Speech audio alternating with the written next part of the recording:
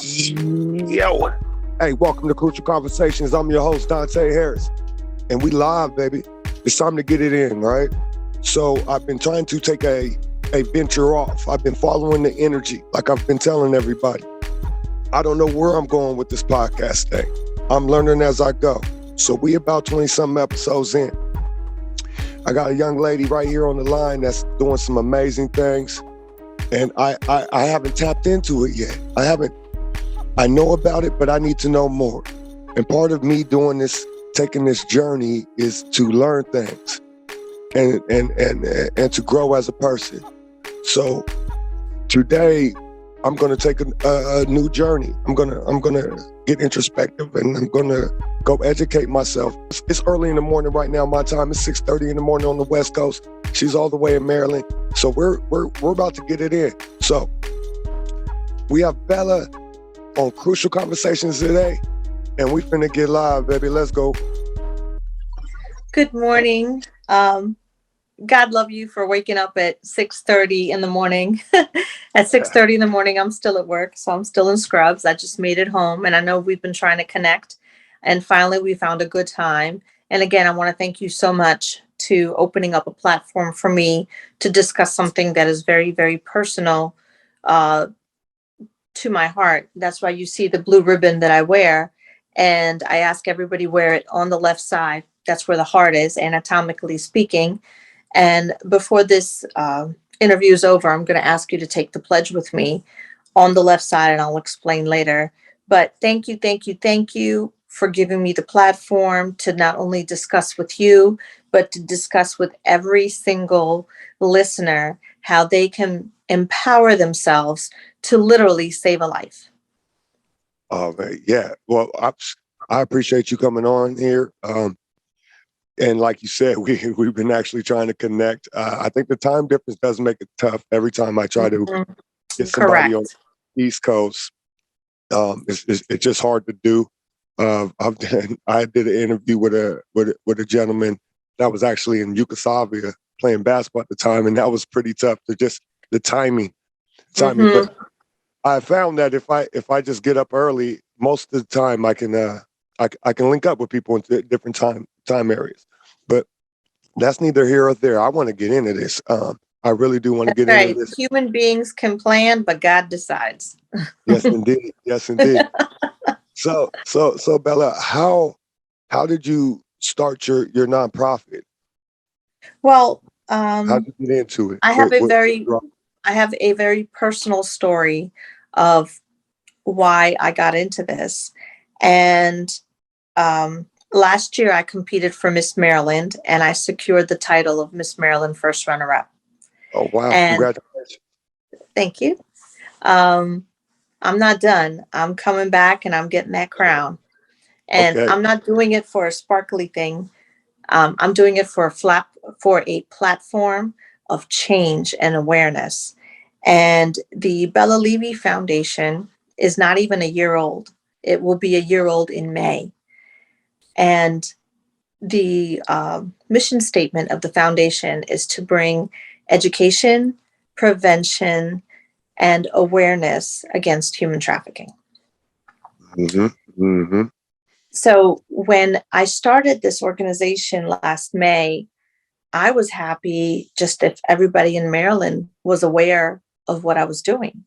And I would have been happy with that, because the fastest way to get somewhere is slowly. And if you move slowly, you will get to your area. And if you stay focused and stay the course and be consistent, like going to the gym, you can go to the gym once a year and you'll see you went to the gym once a year. But if you go every day, you'll see that you go every day, just to use that analogy. So I spoke to my director of marketing. So big shout out to Paris. He helps me run the organization in my absence. And to date, and you could also access the map on my website, which is bellalevy.org. To date, everybody from all 7 continents have logged into the website. United States, every state from the United States, somebody has logged in to the website, either to look at the information, either to use it for help, or to reach out and find ways how they can get involved and help support. So the fact that countries like South America, the Philippines, Canada, most parts of Eastern Europe. I'm originally from Belarus. Belarus is the neighbor on the right of Ukraine, and Russia is the neighbor on the left. So every continent has logged in. And that makes me so happy, because the fact that we have this condition is not good. But the fact that I am finding a way how to get to people, how to help people, how to bring awareness, that makes me happy. That's what I call my paycheck of the heart. When you do something good for somebody out of organic goodness, you have that warm and fuzzy feeling. You can't buy it, you can't rent it, you can't do anything. It's a euphoria that you experience yourself. And I just want, energy is contagious, bad and good. And I just want to continue with the flow of positive energy. Oh yeah, that's a beautiful thing. That's a beautiful thing. I like just the way that it's just amazing that you've got into it. It's only been a year, and like Not you even said, a year. not even a year. 7 continents. People are getting it. There's a need for it, and when you Right. provide there's a need, then they come. What's that we have here? This is the infamous QR code, and this is a life-saving device. I'm going to hold that up for a few minutes, so any of our listeners, if they want to screenshot it and then use it later, they can. And once you use your phone, I don't know if you have a phone readily available. I'm using mine to speak to you. But if you scan this QR code, which is found on these things that I give to everybody, it's also on my business card, front and back. And it's also on my t-shirts. And this says Team Bella, and I'll explain that shortly. And on the back is the QR code. And everybody that wears this is my champion of humanity. My eyes can only be in 2 places. But when I empower the public to let them know what's going on, I feel like there's more eyes going on. A lot of people feel like, well, it doesn't involve me, it doesn't concern me, but it does. Because that somebody is somebody. And if that somebody was you, you would want somebody to fight for you. Yeah, definitely. So when and you mentioned that you got into this on a personal level, it makes me want to inquire about that. But I'm gonna tell you a little something about myself. I was raised a ward of the state, so I grew up in foster care, and I dealt with a lot of pain going through that, a lot of mistrust when it comes to adults, a lot of I had a lot of disadvantages that I've turned to advantages now. And so everybody has their story and why they're passionate about things. I ended up taking all that and turning it into a passion, ended up being a great basketball player. And I played through the pain. That was like therapy to me. So now that I'm an adult raising kids, I got 5 kids, a wife, and, established myself in the community. I'm doing this podcast because I had my brother Aaron, who passed away. I'm sorry. It's tough, but he actually pushed me into this direction, and here I am. I'm a natural. I call that phenomenon, turn your pain into champagne. Something that was there to destroy you, now you celebrate. So yes, I want to share that with you.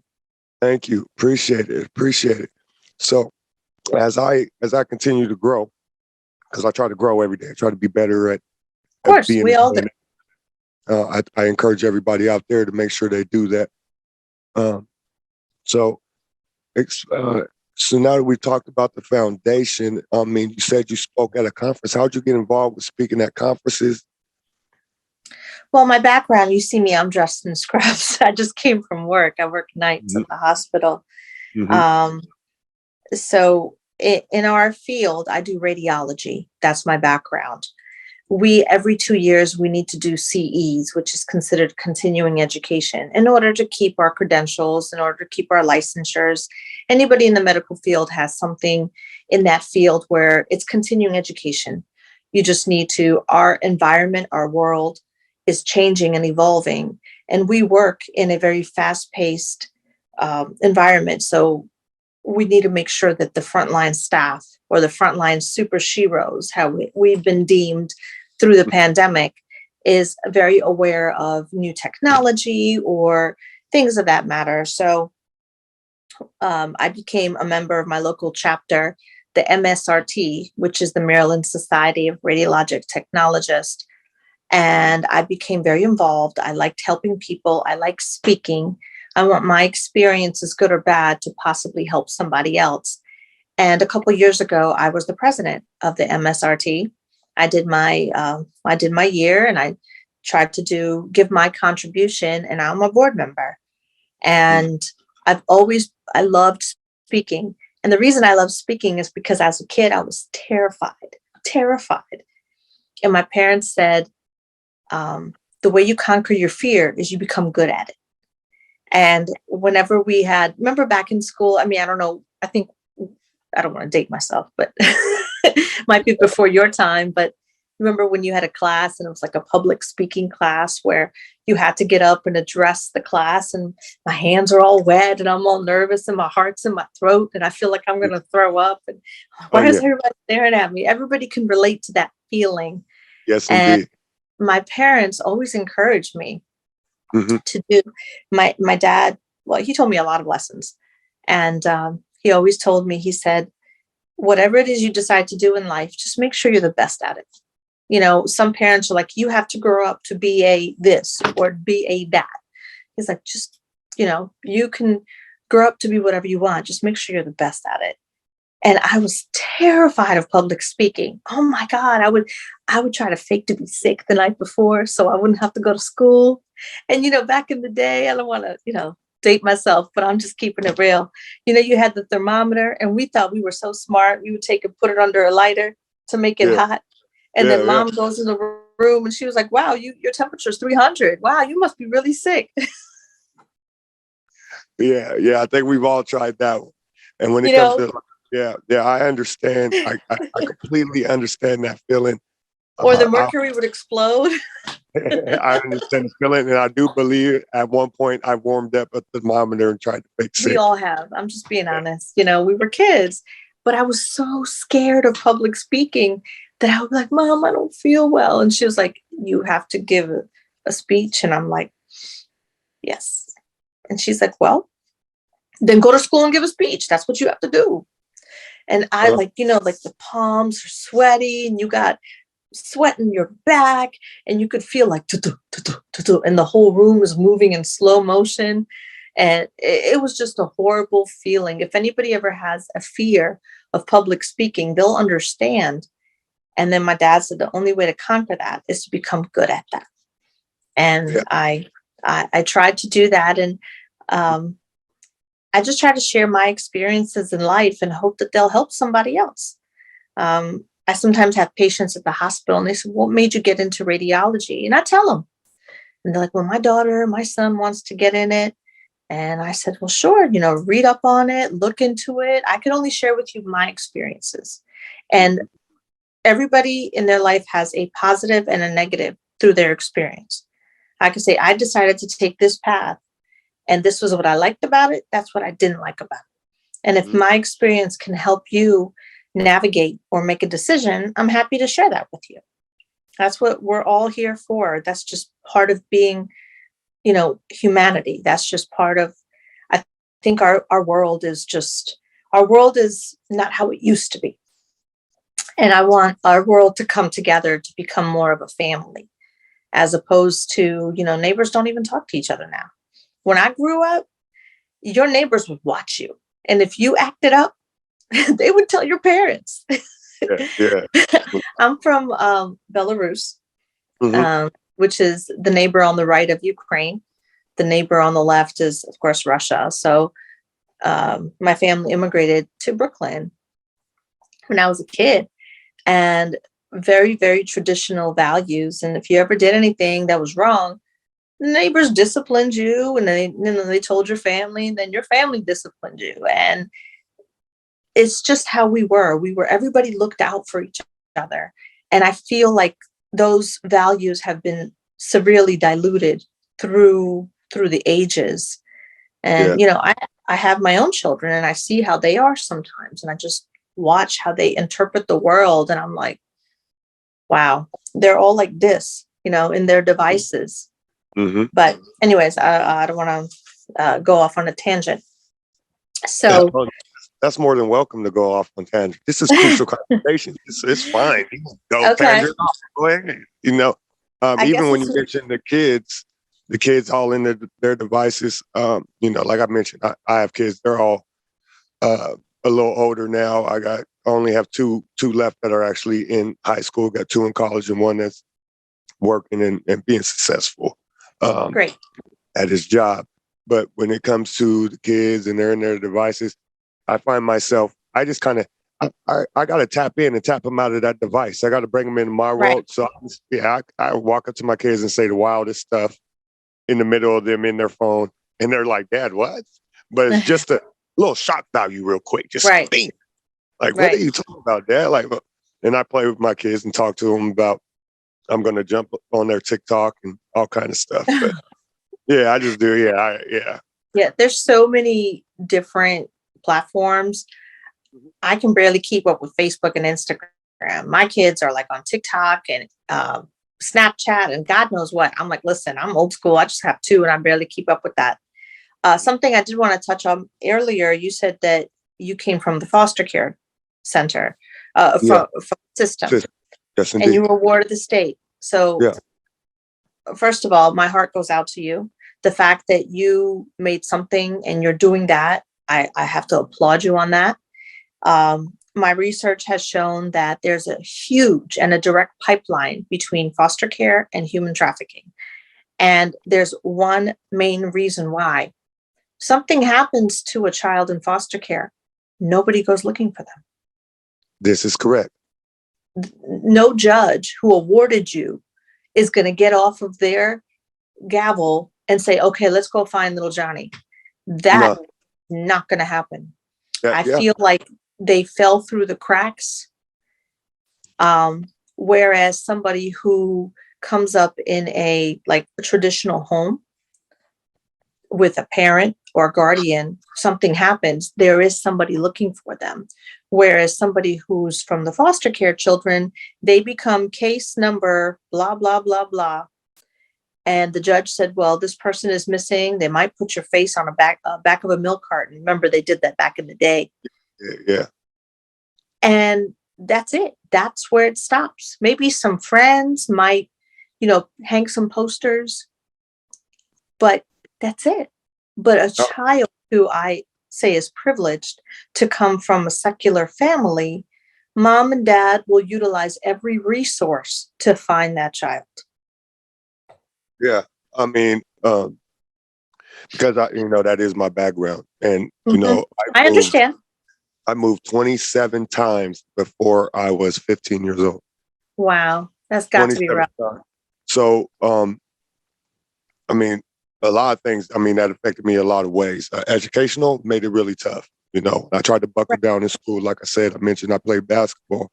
When it came to the education level, every time I would move, I'd go, not every time, but most of the time I'd be in a different school system.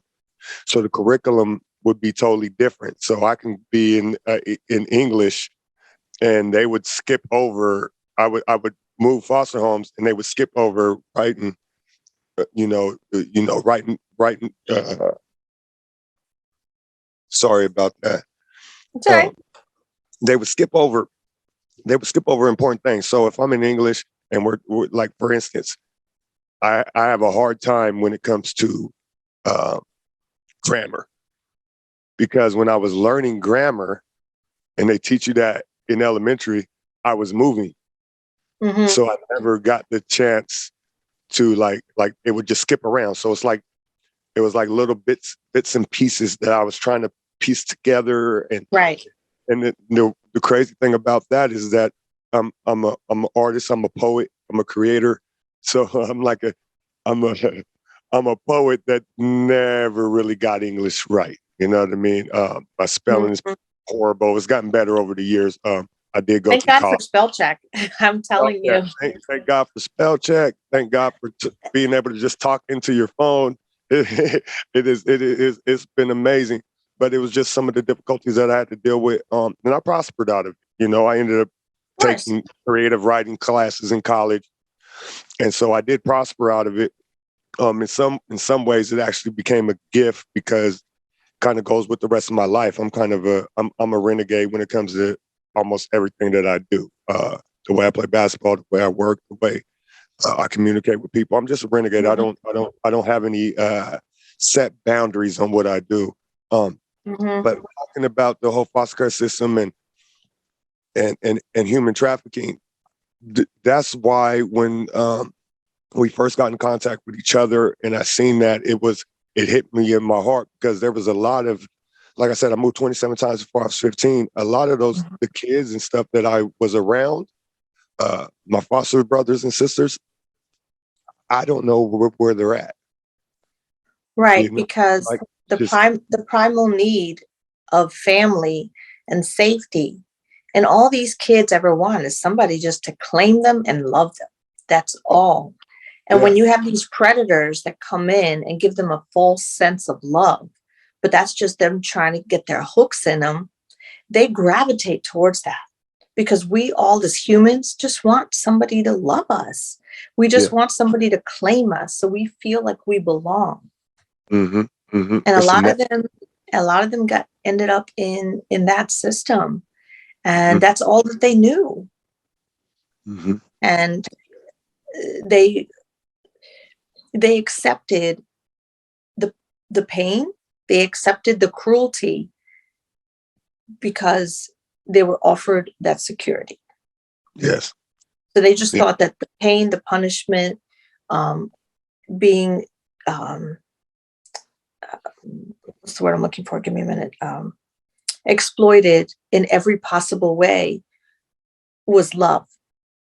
And when they grew up, and if they were fortunate to make it alive out of that situation, they continued with those types of punitive behaviors and engaged in relationships that were not healthy because that to them was normal. And when they did come across somebody who was mainstream normal, who did want to love them, they thought something was wrong because they're like, mm-hmm, wait a minute, you're being kind to me. What do you need? What do you want? Why are you trying to take advantage of me? It really messes up with their psyche. yes, So it brings me to my second point. mm-hmm, I have two dreams I want to accomplish. First of all, this QR code that I showed you, every single time I travel, I get on a plane or anywhere else, I hand everybody one of my business cards, which I'll mail you a couple of these. And I want to get this QR code in every plane, in every taxi cab. I'm now working with Uber and Lyft to see if I can get these in there because sometimes these ladies and gentlemen are dispatched and Uber takes them from point A to point B. yeah, If they can have something like this in the back seat where they could just scan, they can get intercepted and they can get the help that they need. Um, every truck stop, every rest area, I want to put this everywhere. I even have a little bit smaller version than this of decals that people put in cars. I was just at Fuel Fest in Texas this past weekend. It's mm-hmm, part of the Fast and Furious franchise. And I ran into a lot of truckers, a lot of cars. I mean, I'm not a car person, but some of these things are pretty. So, yeah, but I guess definitely, it's a guy thing. I hate to say it, but it's a guy thing. But there were some ladies too, and they were so receptive to what I was doing that they were actually getting this and putting this on their cars to stand in solidarity with me, and that made me feel so good because this literally it works and it saves lives. That's my one dream. My second dream is to open up a safe haven right here in my home state. And when I do travel, I create liaisons and partnerships with other states so that when I get myself together, I want to go to that state and create a cookie cutter version of what I have here. And that safe haven will be no questions asked. Come on in. will take care of you, will welcome you, and I will only employ, I don't call them victims because that's such a stigmatism. I call them warriors, because in order to get out something like that, you have got to fight. Yes, indeed. So if you fought your way out of that, you are my hero, you're my warrior. That's why I Mm-hmm. call them my warriors. And I will only employ people who've been through that situation, because when you have a new intake coming into the facility, who else can understand what that skin feels like unless you've worn it before? Yeah. You know what I mean? Yeah. I use the analogy when I have two kids and I was pregnant. My very first doctor was a gentleman, but I really liked him. It was really good. And you have children, so when women are pregnant, we we get to go off the charts sometimes. A But little bit. a lot of it, especially when you're a foreigner. Oof, I take it to a whole different level. So my doctor used to be like, I understand. And then something popped in my head. I'm like, how can you understand what it feels like to deliver a baby? You Yeah. only understand what you read in a book. Mm-hmm. You know what I mean? So don't patronize me and say, I understand, because you can't possibly understand. So I use that analogy that when I open up the center, it's going to be a way to create a home. It's a way to create a family. And we're going to have doctors there to take care of your physical, psychological, to get you off the drugs, because a lot of them are held, manipulated, and controlled through drugs and through mind altering substances, whatever they may be, in the veins, in the nose, or alcohol, whatever. But Mm-hmm. they are made to be controlled. It's very hard to manipulate somebody's mind if they are of clear, rational thought. So you have to play mind games with them, and you have to clear their judgment. And usually that's done through alcohol or drugs or any of those things. So the safe haven I want to open will create a place of healing, judgment-free zone. There will be workshops. I'm going to invite people in the neighborhood to come in and, get these young ladies and young men crafts, teach them how to do things. And I know finding a job will be hard. Like, you can go to Indeed or you can go through your local chapter. But if you get a phone call from the organization, from the foundation, and I can call like a local barbershop and say, I have a young lady here. I think she would make a great receptionist at your facility. Mm-hmm. All she has to do is pretty much show up. Yeah. That would speak volumes. And that's what I want to do. I want to give back to the community.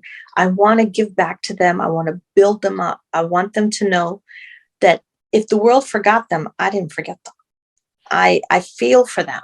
I'm compassionate and I love humanity. And Mm-hmm. I want to empower all of humanity to embrace and do the same thing. So remember earlier I told you about this, Team Yeah. Bella, and it Yes. has Yeah. boxing gloves. Mm-hmm. So, my background is I'm a pageant girl. It doesn't look like it now. I just got off work, but it is what it is. Don't judge. No, I wasn't going to say anything about it. We're fine. It's okay. It's all right. So last November, I competed for celebrity boxing, and I actually physically got in the ring. I put my dukes up and I fought for those who don't have a choice or a voice. And Okay. the fight was deemed a draw. But at the time, everybody was coming out and supporting me for, boxing. And a big shout out to Damian Feldman. He gave me the platform for celebrity boxing to expose everybody to what I was doing and let people become aware. Yeah. I'm also an actress. You can find me on IMDb. I've done a couple of local indie movies. Mm-hmm. I've done one for BET, one for Lifetime. And every single time I go on set, I give everybody one of these blue ribbons, and they wear one in the scene that I'm in. And at the end of the movie, they try to give me a shout out, because I see that every single time that movie is played, something is going to hit, something is going to spark somebody's attention. And that's my way of trying to get the information out through the masses. I I believe in humanity. And like I said, when I did celebrity boxing, I don't think I'm going to box again. I think that was just a one and done. I was like, oh my goodness, but I did it. Yeah, boxing is a tough sport. It takes cojones to step in the rink. It sure does. Yep. And I fight for what I believe in, because not many ladies, but there are some badass women too. Sorry for cursing, but now many pageant girls will trade in their tiara for a pair of gloves. You don't see that every day. Yeah. I'm looking at that. I'm thinking about the dynamic. Pageant girl, and you're boxing. You're doing movies. You're out here fighting for your cause, being a warrior, like you said, Right. creating a pipeline, positive energy. This is great. This is great. And I've continued working with celebrity boxing, and now I'm part of Team Roche. So big shout out to Hazel Roche. He is the celebrity boxing heavyweight. I am part of his team, and I actually made him my ambassador of humanity. And he does a lot of good things in the community, and he has an amazing story. I'm going to try to link you guys up so he can come on your show as well. Yeah, let's do it. Definitely. Absolutely. He's an amazing boxer. He's an amazing human. And I believe that each human being is like a drop of water. We're all different, or like a snowflake. We're all different. We all have our stories. We all came from different paths, but we contribute to this thing we call life. Yeah. And I am part of Team Roche. I work with him to help him accomplish his goals. But like I said, once I found out what he was doing and what he was about, we became fast friends. I made him my ambassador of humanity. And there's a couple pictures on my website we're going to get uploaded soon. This was just a few weeks ago that he has plaques from my foundation honoring him in that way. Absolutely. That's what's up. Yeah. So when you So when were you initially drawn into doing the work that you're doing right now? How'd you get into it and get so passionate about it? About 3 years ago, I had a trip with Momentum to Israel. I don't know if you've ever been to Israel or not. No, I have not. And I'm not a religious person. I'm just very spiritual. And I think we talked about that off the air before.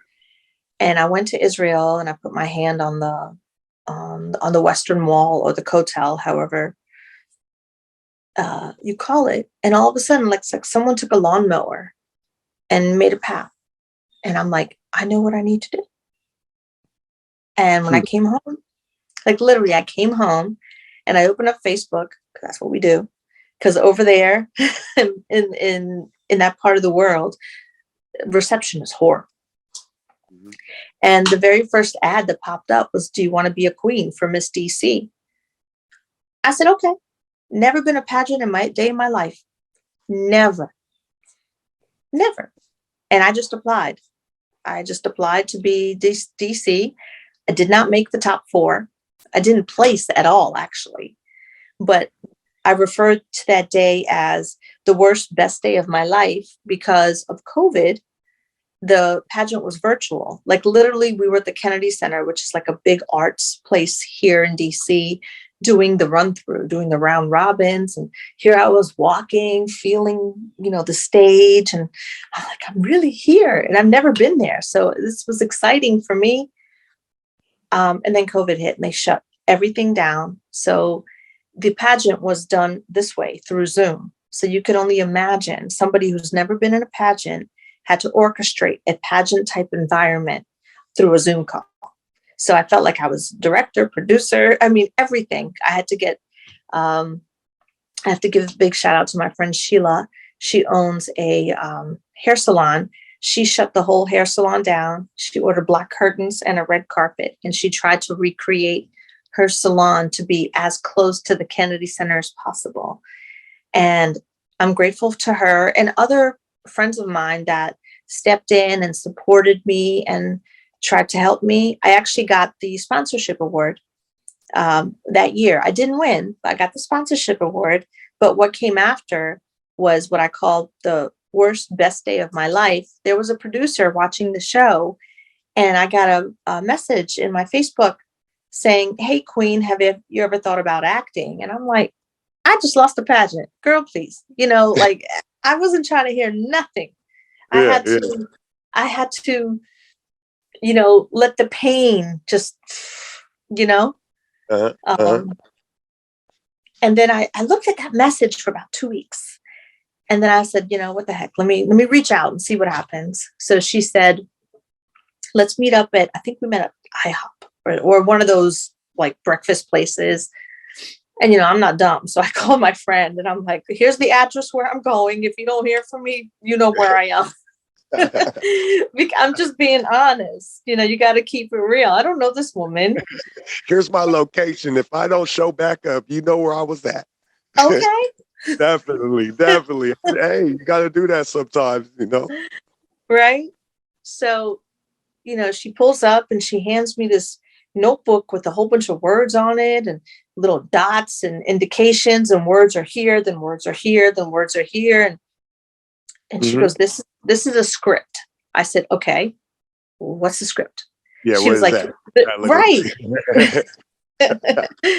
And she goes, the script is basically the words an actor or actress has to follow that makes a movie. I said, okay. She goes, can you read this part for me? And I said, what does the dots mean? And she goes, that, and she told me what everything means. Everything has to have a purpose.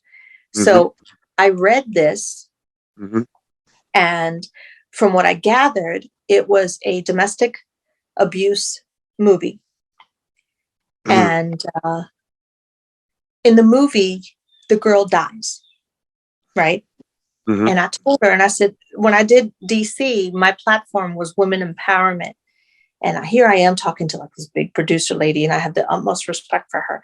I said, does she have to die? Like every Lifetime movie you see, the chick dies, Yeah. right? Life. Does she have to die? Like, my platform is women empowerment. Can she not die? And she goes, well, this is just the way it was written. So on the inside, I'm like, oh my God, I pissed off the producer and I didn't even get anywhere yet. And then she goes, well, thank you for reading. And I read a part and it brought tears to my eyes because I felt it. So she goes, you can just cry on command. I said, I wasn't crying on command. I was reading it and I felt it in my heart. And she goes, I'll get back to you. And I didn't hear from her. And I'm like, oh man, I think I offended her. So I called a friend of mine who's an actor, and he said, you did what? You told the director what? I said, I was just being honest. It didn't make sense to me. And I don't want to go from who I am, me. I want to see women do well. I want to empower women. And my very first role that I take, I wake up dead. That's not cool. I don't want to do that. I don't want to be. He was like, man, he was like, that was ballsy. I said, okay. And I try to talk my way out of it. I said, okay, worst case scenario, I don't get it. Well, I didn't get it before I knew her. So I didn't lose anything, you know? True. So she calls me over about 2 weeks later. And she goes, I'm sending you over the script. I said, okay. And she goes, call time is coming. Well, I didn't know any of these words. Call sheet coming, call time coming. I'm looking at this paper like, do I read it this way or this way? Like, I don't know what. Like, she taught me a lot.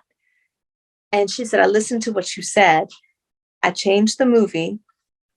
And the lady lives, and she actually comes back to the center, and she becomes a counselor for other women. Wow. Right? Hold on.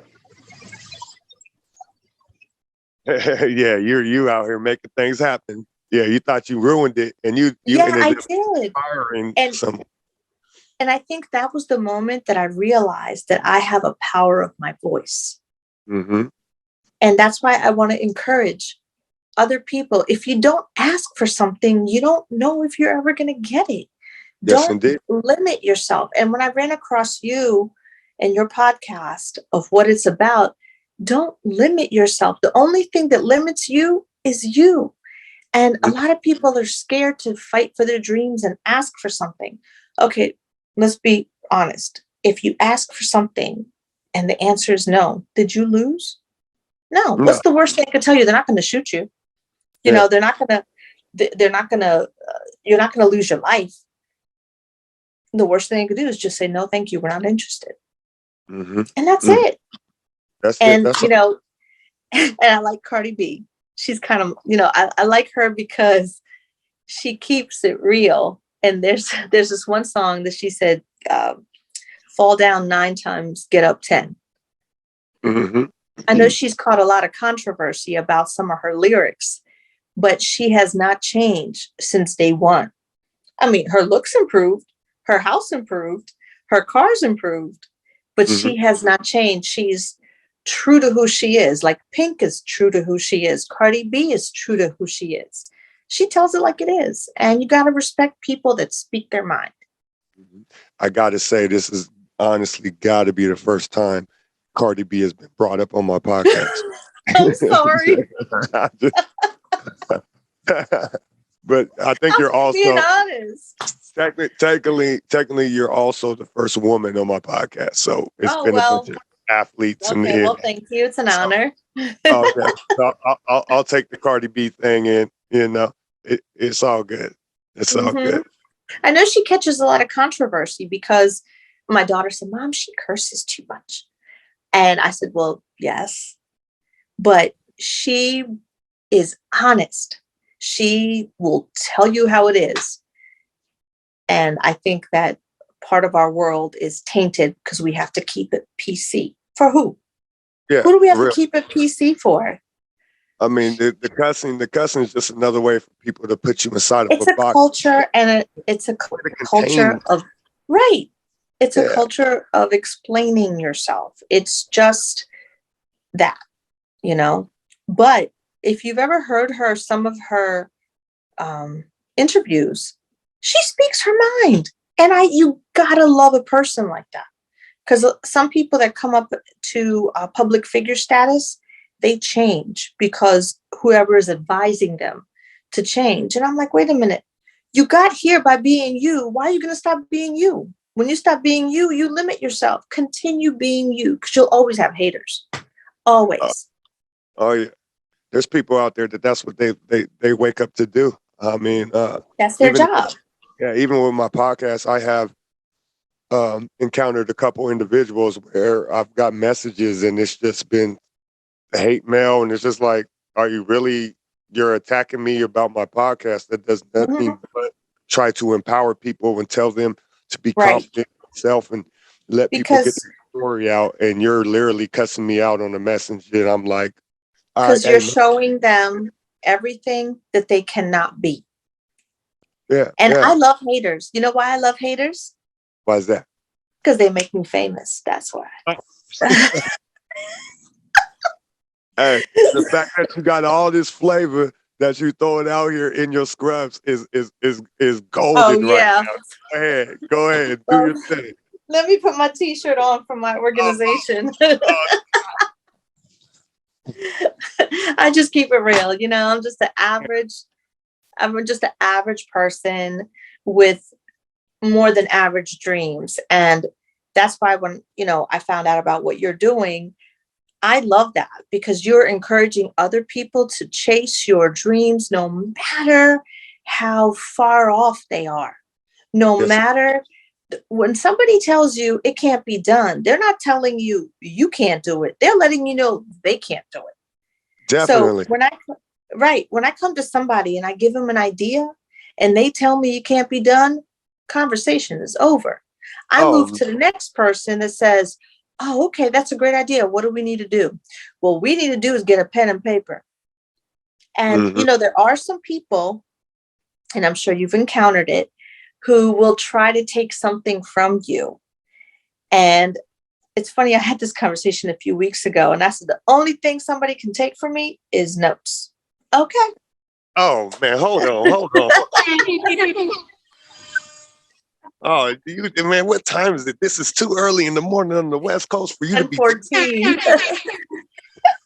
It's 7:14 a.m. on the West Coast, and Bella is out here dropping off dimes. This is crucial conversation, and she is going in. I could hit, boom. She's on fire. It's early, and it doesn't even matter. But people are listening at different times, so it is what it is. It is what it is. That's what's up, man. Right. Yeah, you're definitely on a mission, and it's like, it's just amazing. Like I told you, I'm an energy guy, you know? Um, and so it's interesting to see, like, you went from the pageant to getting a message to not knowing if you want to respond to the message, to responding to the message, getting Mhm. there, being uncomfortable. And, to grow, you got to put yourself in uncomfortable situations. You Right. did that. Then you Right. got into an uncomfortable conversation. You did that. Right. Then you didn't really know what was going to happen. And a couple weeks later, you get hit back. Conversation comes up. They change the script a little bit. You hop back into the movie, and all this happened because you were just being passionate and following energy and I being was in a being me. positive manner. Yeah, I you was were being being you. You're being true to my yourself. 5 foot fabulous self, just being me, because I don't know how to be anybody else. I know how to be me. I got experience being me. I can't be somebody else. You give me a pair of mean heels and I could be 5'6" with some hair and some extensions. I could really bring it, but I'm just being me. She said I'll be 5'6" in heels. So what? You're like 5 foot? I said I'm 5 foot fabulous. Very. Five. Oh, my bad. 5 foot fabulous. Yeah, because if I say 5 foot even, that sounds kind of negative. But us short people, we have complexes. So Oh, that's why I tell people I'm 5 foot fabulous. That's it. okay. All right. I see how you So flip. you speak of energy, just brought up a story I wanted to share with you. I believe in a phenomenon called higher power. Mm-hmm. I'm sure you're familiar with that. So I used to, when I work different hours, now I work nights, but I used to work different shift at the hospital. And I had a personal trainer and I had my appointment with him. I think it was like 10 a.m. every morning. We just worked that out, that it was just, that's what I was going to do. And I woke up 5 a.m. It's like something just like literally pulls you up by the back of your neck and you got to get up. And I was like trying to hurry up and rush out the door. Left my energy drink in the refrigerator. I was not happy about that, but I was going to be like, okay, well, I'm riding on some kind of adrenaline today. And I'm driving to the gym, and I know he opens because he's a military dude, and he opens at 6 a.m. because some people come in there and try to work out before going to work. And Yeah. I'm driving, and I see this one vehicle just drive past me, and my eyes are fixated on that car. You know when they say, Jesus, take the wheel? Mm-hmm. I don't remember myself driving. I remember myself looking at that car. That's all I remember. And I know physically my hands were on the wheel, but I don't remember maneuvering the car. I just remember looking, and that car had an accident and it flipped upside down. So I pull over, and I go over there, and it was an Audi, I believe. So all the airbags deployed, broken glass everywhere. And as I'm walking close to the car, I hear a baby crying, and I'm like, oh my God, like a parent's worst dream. So I get down to talk to the guy because he's upside down, and I push the airbags aside, and I start talking to him in English. Are you okay? And this guy speaks only Russian, and that's my Oh, native language. That's wow. my native language. And the Wow. area that I live at that Uh-huh. time, we didn't have a huge Russian community, and he is terrified. I mean, anybody would be.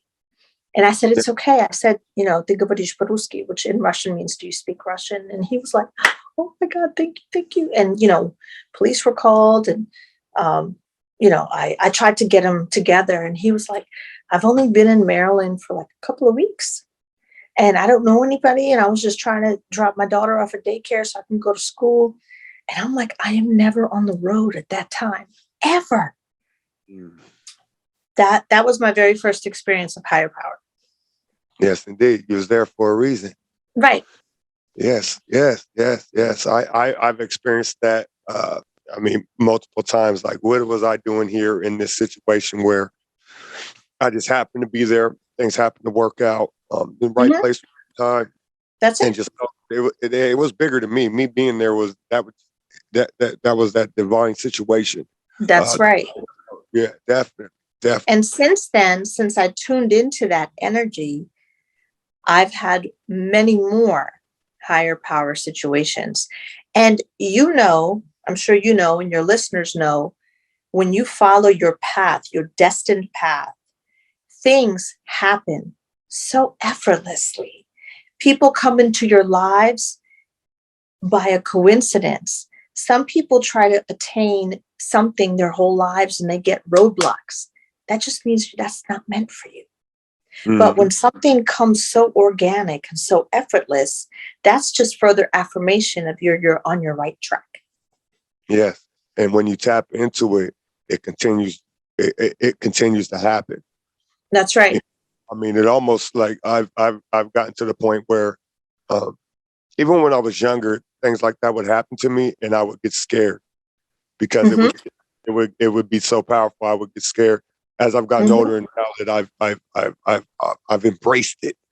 mm-hmm. I just I take it as it is, and I got a lot of people that I talk to that just be like, man, Dante, man, you're doing some amazing things, man. I appreciate you, and You are. You truly, truly are. the amount of You are. appreciation is I bel I overwhelming. believe. I firmly believe that you are influencing a whole new generation and a culture of what it is to believe in yourself. And I have to applaud you for what you're doing. Thank you, appreciate it, appreciate it. And it's funny because I was not a confident person, um, a- and it was because of the way I was raised, Hmm. being in the system.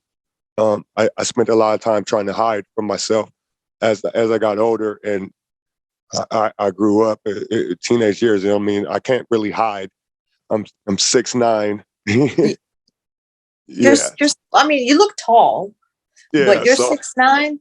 yeah, so I'm 6'9", so I can't hide. So if I walk into a room, everyone knows I'm in the room. Um, so Okay. it's been a for somebody that's an introvert and tries to stay in the shadows. Um, So you're about as tall as Lamar Odom, because I've met him before. yes, And that is we're- it. I looked up at him. We were sitting down. We were at the press conference for celebrity boxing, and he stood up and he just kept on going. And I'm like, when is this going to stop? Like, yeah, he was hella yeah, tall. Very nice yes, guy. yeah. So I mean, so it was like it was something that I had to deal with, but it was something that I actually started embracing and start noticing as an adult how much I can influence things by walking into a room. Also, when I walk into a business and I'm conducting business, I know it brings power. And I know if someone is intimidated, I got to know as I walk into the room to bring my energy. So if you Right. haven't been around somebody that's tall, a brother, I'm not the most, I tell people all the time, I'm not the most beautiful man in the world, but I know I'm not ugly. You know what I mean? So when I walk into a room, I try to greet him with a smile, give him a warm welcome, and continue as such. But it's something I had to learn how to deal with. But now it's something that actually empowers me, Right. uh, and now I use it to my advantage. Of Uh, course.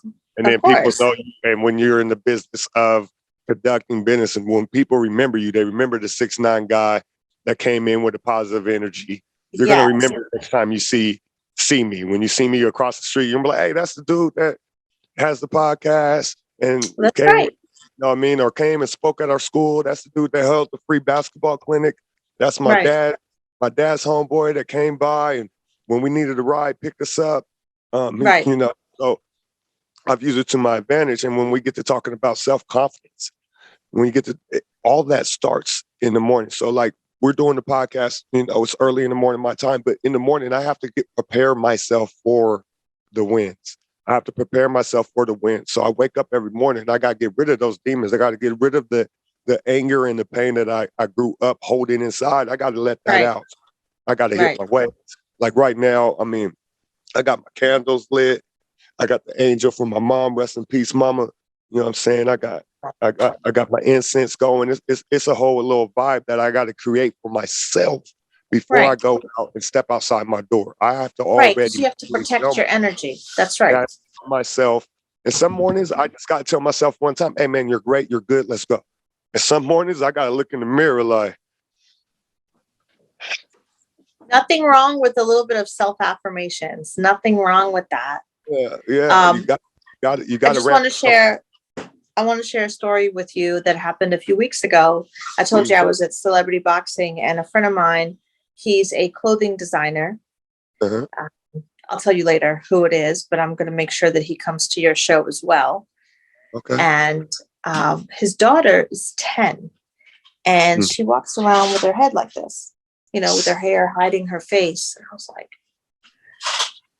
beautiful girl, but when you're a father raising a girl, it's hard because you have to play mom and dad.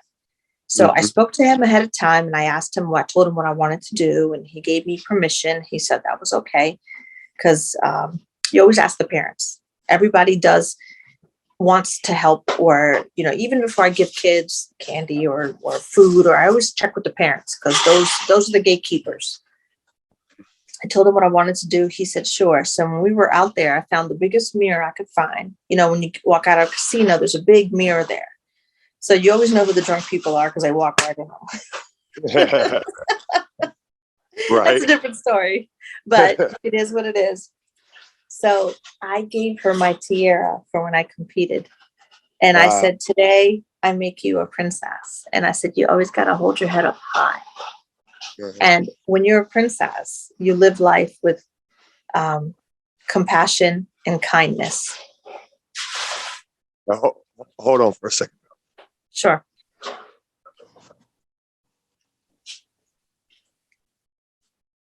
I just see opportunities of where I can improve someone's day. And she said that interaction meant the world to her. And she wants to compete. And I said, I'll help you. So I told her we're going to work on it together. And her father, when he saw her face just light up, he was like, that's all I ever want, is just to see a smile like that on my girl's face. And I said, we'll make it happen. So, I always try to figure out what I can do to make it better for somebody else. Yeah, yeah. And I understand as a father, I have daughters, and it's hard. I'm blessed to have my wife, who's a beautiful woman that takes care of that. But as a father, it's kind of hard to tap into that sometimes, like because you just want to kind of hold them, but it's like you gotta let them. You gotta let them grow. You gotta get. I'm a daddy's girl. I get it. I get so it. It's just tough. It's like I just gotta wait for you to talk to me, baby. But I'm here. I'm here. It's hard. Like you said earlier. We'll go back to what you said earlier in the conversation. If you haven't been through it, then you don't know. Like you really don't know what it feels like.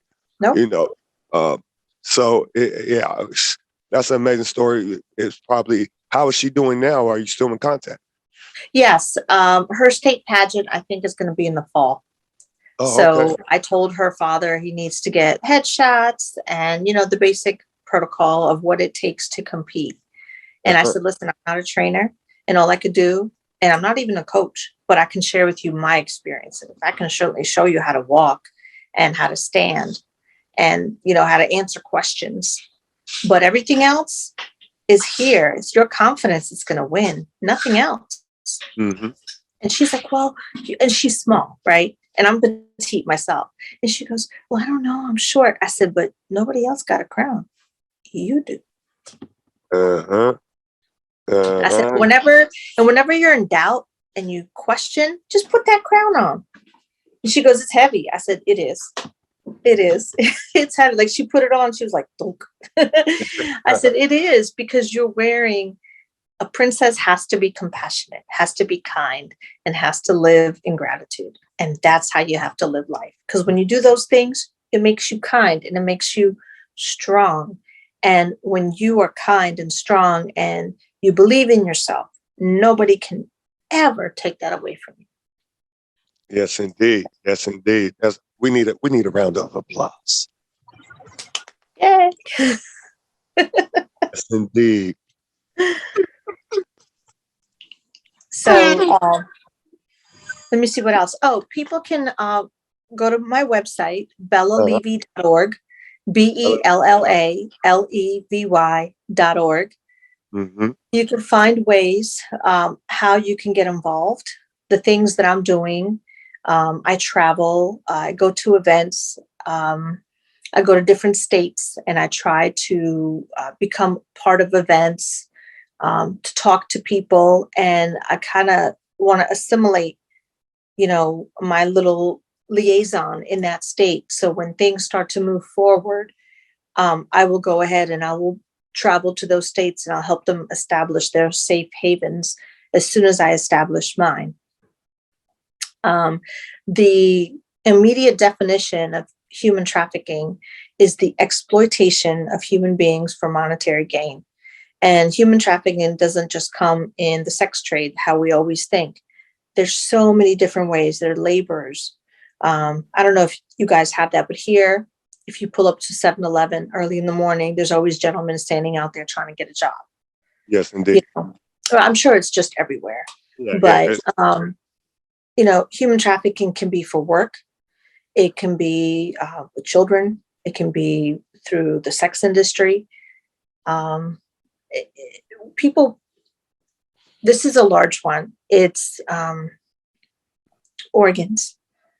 A lot of these girls, and I know we live in a society where everybody is image conscious, and everybody here has plastic surgery, and what seemed like faux pas 10 years ago is almost mainstream now. The way I say it is girls come with flotation, front and rear flotation devices. Yes, indeed. Yeah. But it's our culture and it's more accepted. And a lot of young ladies, to try to get these done, they travel to third world countries. They'll go to, and I'm not going to name which countries, but I'm sure they travel to third world countries to get these procedures done for a fraction of the cost. But what they don't understand is when they are on that operating table, they harvest organs. They will, a kidney, a human kidney is worth $15,000 on the black market. So you go to a third world country where you don't know what's going on. You're under anesthesia. They will gut you like a fish, fuel you up with antibiotics just long enough for you to get home. And then when you get home, you get sick because you don't know what's been taken in or put in or taken out. The drug smuggling with the mules, those are all trafficked. If you really start to think about it, it's the exploitation of human beings for monetary gain. And it's not going to happen on my shift. And it's not going to happen on yours or your viewers. And that's why I'd like to take this time to have you take the pledge with me. So if you could put your hand on your heart, that's where the ribbon is. And I'll make sure I'll mail some out to you. And you raise your hand and you say, hi, my name is. Hi, my name is Dante Harris. And today I take the pledge against human trafficking. And today I take the pledge against human trafficking. And I support the Bella Levy Foundation. And I support the Bella Levy Foundation. And you put that in your heart and you let it live there forever. And you take that pledge and you make a promise to yourself and you make a promise to people you haven't even met yet. If you're going to see something in the world that doesn't look right, do something. Do you remember that show, John Quinones, What Would You Do? Yes. And they would set up these scenarios where some people would just jump in and some people would be like, oh my God. And then after it was over, they're like, well, I would have done this. You didn't do all that. You should have done that. You were doing all this. You should have done all that. And I just want to empower the public. I'm not saying don't jump in front of the bad guy. I'm not saying unless you're like you and big and tall and you got this. But a little person like me, I play dead quick. Nope. But the devices that these kids use, instead of using that device to record a situation, how about use that device to call the authorities? Right. But also the QR code is helpful because if you scan this, you can get help. And that's what I want to do. And again, I want to say thank you so much for bringing me on the show. You're very instrumental in getting my message across all the way on the West Coast. And I know I got to wrap it up pretty soon because I need to go to sleep and you need to get to work. But I'm so grateful for this time. And I'm going to connect you to a couple people that I want to go on your show, and I would love the opportunity to come on your show anytime. Okay, definitely. So you definitely, I enjoyed the conversation. The information was great. Currently looking at bellalevy.org right now. Mm-hmm. Also, This people can follow me on Instagram at BELLACHKA2021. And on Facebook, it's Bella Levy. I'm maxed out at 5,000, so somebody got to get kicked off the island. But that's why I say I want to grow my my Instagram. So that would be. I don't believe that you're restricted with how many followers you could have on there, I where don't think so. Facebook taps you off at 5. So you can follow me that way. And if somebody wants to get a hold of me, they can get a hold of you, and you know how to get a hold of me. Definitely. We'll do that. I'll put a couple segments out, and we'll make sure we have your information on there. Make sure Thank you. I've taken the pledge, and truthfully, kind of it goes along with what I'm already trying to do. So it's not like I'm switching my mind frame. You did give me some information, because when I personally, before talking to you today, think about human trafficking, my mind goes straight to like sex trafficking. Right. But then I start, and as we continue to talk, and I start thinking about, and you're giving me the information, you're thinking about, trafficking work, people just, taking kids, which, is dear to my heart. Mm-hmm. The organ thing, like, I didn't even think about that. I do know they go to third world countries to get the surgery, but yeah, I mean, Right. you're on anesthesia, they taking stuff out of you. Right. That's why One that's more dangerous. thing. One more thing I want to share with you and your viewers. There's a couple of things now, nonverbal forms of communication of help. Have you ever heard of the Black Dot campaign? No, what is that? You can Google it, but it came out of domestic violence. If you ever see a person with a black dot, like women use mascara or eyeliner, and they just put a black dot in the middle of their hand, that's a cry for help. Mm. And it could be no human being has a mole on the inside of their hand, not that I ever known of. So if you see somebody with a dot on the inside of their hand, red, pink, green, orange, whatever they can get their hands on. Some women even bite their lips and put blood on here. When it dries, it turns brown. Mm. And then they walk around, you see somebody with a dot, that means help. Also, the new thing going around the internet is the thumb folded like that. That's also another cry for help. And if you're ever in a bar, a restaurant, a person in industry, and you go to the bartender or the server and you say, "Can I get an angel drink or an angel shot?" What you just told that person is help me. Because a lot of these bartenders, I mean, yeah, they know a lot of great formulas, but there's so many drinks coming out. They don't know. They Google it. What is this? And if you Google right now, angel shot, it shows that that person's asking for help. So if you say, can you have your manager bring me the angel shot, please? What you just told your server is, I need your manager to help me. Like if you're a young lady, you're out on a date and the guy is hella creepy and you want the manager to walk you to your car and you want them to detain this creepy dude, that's what you do. And I just try to, alert the public of that. I just need an angel shot. Can you have your manager bring that out to me? They're trained. They know what that means, because they Google it. They're going to say, oh, this person needs help. Or the Black Dot campaign, same thing. Yeah, I have not heard of neither one of those. Well, you heard it today. Well, we're going to let everybody know now. We're going to let everybody know now. That's right. the whole purpose of this. This is why we're in this conversation. This is why it's called. Crucial conversations. Crucial conversation. Angel shot. Okay. Oh, Lord. All right. And she brings it back. Oh, wow. Anyways, I thank you. I value your time. I know you have got to get to work, and I need to get to sleep. Right, definitely. Well, I appreciate your time. Appreciate you coming on the Crucial Conversations podcast. We definitely will talk more. We'll message, and like we said, we got a couple of your people that that probably should get on the platform. We'll communicate. We'll work that out. We'll continue to communicate. Thank you for bringing more awareness to what's going on. Please continue to be passionate about what you're doing. Please continue to walk that path, follow that great energy. You know what I mean? And I will be doing the same, and we'll both be making changes around the world. Thank you right? so much. Thank you so much Sure. for having me on. All right, All no right. God problem. bless. Thank you. God bless. Hey, that is the end of this episode. I'm going to say goodbye to my people. This is Crucial Conversation. That is Bella Levy. Make sure you go check out bellalevy.org. Get all this information. We got to get her Instagram followers up. So make sure you go find her on Instagram. And remember, the most important conversation is the conversation that you have with yourself. Talk to yourself. Why?